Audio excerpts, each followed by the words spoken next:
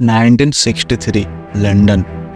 Postal department की एक train, the royal mail train, जिसे 15 लोगों की एक टीम परफेक्ट प्लानिंग के साथ बड़ी आसानी से लूट लेती है, जो इतिहास की सबसे बड़ी ट्रेन रॉबरी मानी जाती है। बदकिस्मती की वजह से सारे के सारे चोर पकड़े जाते हैं, लेकिन इस ट्रेन रॉबरी के 38 साल बाद ब्राज़ील में रहने वाला एक आदमी माइकल हेनेस इंग्लैंड आता है और खुद को उसी ट्रेन रॉबरी का हिस्सा बताकर खुद को पुलिस के हवाले कर देता है। अगर सारे चोर पकड़े गए थे तो कौन था ये आदमी और कैसे इन्होंने दुनिया की सबसे बड़ी ट्रेन रॉबरी को अंजाम दिया। 7 अगस्त 1963 पोस्टल डिपार्टमेंट की train the royal mail train Glasgow central station से लंदन जा रही थी, पार्सल लेटर्स वगैरह लेकर। इसी ट्रेन में 72 लोग पोस्टल डिपार्टमेंट के एम्प्लॉयज़ भी जा रहे थे। ट्रेन की सेकंड नंबर कोच में 2.61 मिलियन पाउंड पैसे थे। ये पैसे लंदन की कई सारी बैंकों के लिए जा रहे थे।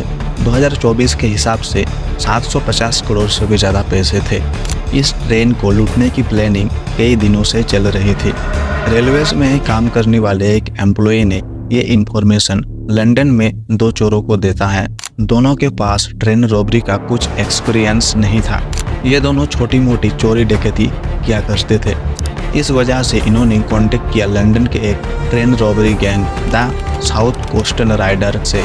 ये गैंग ट्रेन रॉबरी में माहिर थी। यहाँ तक कि इस गैंग के कुछ मेंबर ट्रेन ड्राइवर और इंजीनियर भी थे। इन्होंने मिलकर 15 लोगों की एक स्पेशल टीम बनाई। इसी टीम में इंजीनियर, इलेक्ट्रीशियन और ट्रेन ड्राइवर भी थे।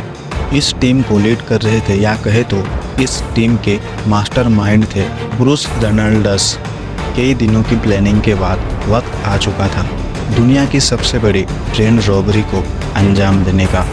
7 अगस्त शाम 4:30 पर the royal mail train Glasgow station से रवाना होती है यू ईस्टर्न स्टेशन लंदन के लिए। इसे अगले दिन यानी 8 अगस्त सुबह 4 बजे पहुंचना था।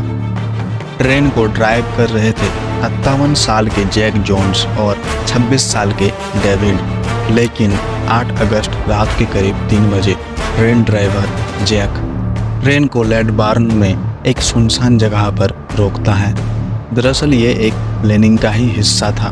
ट्रेन पहुंचने से पहले ही रॉबर्स की गैंग लोकेशन पर पहुंच चुकी थी। गैंग का एक मेंबर रोजर, जो एक इलेक्ट्रिकल एक्सपर्ट था, रोजर ने रेलवे लाइन के ग्रीन सिग्नल को ग्लव से ढक दिया था और वहीं पर बैटरी की मदद से एक रेड लाइट जला दिया था। इसी रेड सिग्नल की वजह से ट्रेन पायलट जैक ट्रेन को रोकता है। सुनसान जगह पर रेड सिग्नल देखकर जैक और को पायलट डेविड दोनों हैरान थे। इतनी रात को और कोई भी ट्रेन नहीं चलती थी, इस वजह से उन्हें भी शक होने लगा कुछ तो गड़बड़ है।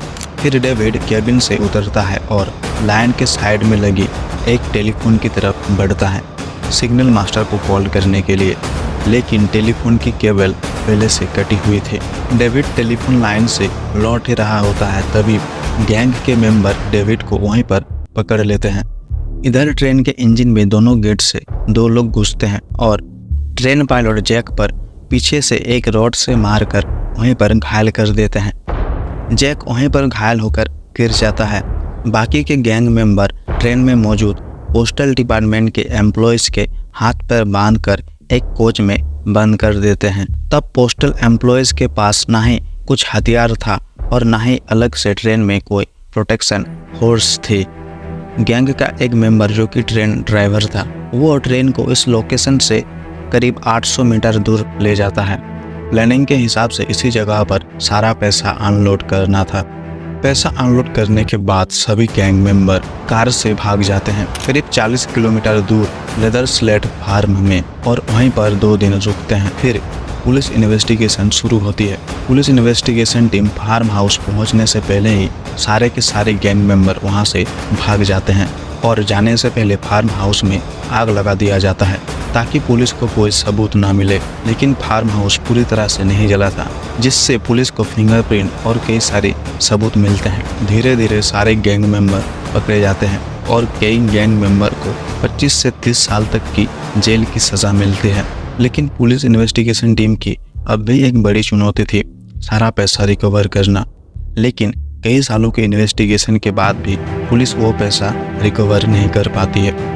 गैंग का एक मेंबर रॉनी बिग्स, जिसे 30 साल तक की जेल की सजा मिली थी, लेकिन रॉनी अपने कुछ दोस्तों की मदद से जेल की दीवार कूदकर भाग जाने में कामयाब हो जाता है। फिर फेक आइडेंटिटी बनाकर ऑस्ट्रेलिया फिर ब्राज़ील चला जाता है और वहीं पर वो शादी कर लेता है। 2001 में ब्राज़ील सिटीजन माइकल हेनेस, जिसने खुद को यूके पुलिस के हवाले कर दिया था, वो और कोई नहीं गैंग का मेंबर रॉनी बिग्स था, जो जेल से भाग निकला था कुछ हेल्थ प्रॉब्लम की वजह से, और वो अपना आखिरी टाइम अपनी कंट्री में बिताना चाहता था। इस वजह से वो यूके आता है और खुद को पुलिस के हवाले कर देता है। लेकिन 2009 में जेल की सज़ा काटने के दौरान ही रॉनी की मौत हो जाती है। इस ट्रेन रॉबरी में रेलवेज में ही हाई पोस्ट पर काम करने वाले एक एम्प्लॉयज़ ने इसकी जानकारी गैंग को दी थी, लेकिन वो कौन था वो अभी भी रहस्य है। पुलिस चोरी किया हुआ पैसा कभी भी रिकवर नहीं कर पाई, क्योंकि फार्म हाउस में रहने के दौरान ही गैंग ने सारा पैसा इक्वली डिवाइड कर लिया था और अपने अपने हिसाब से छुपा कर रखा था या खर्च कर दिया था।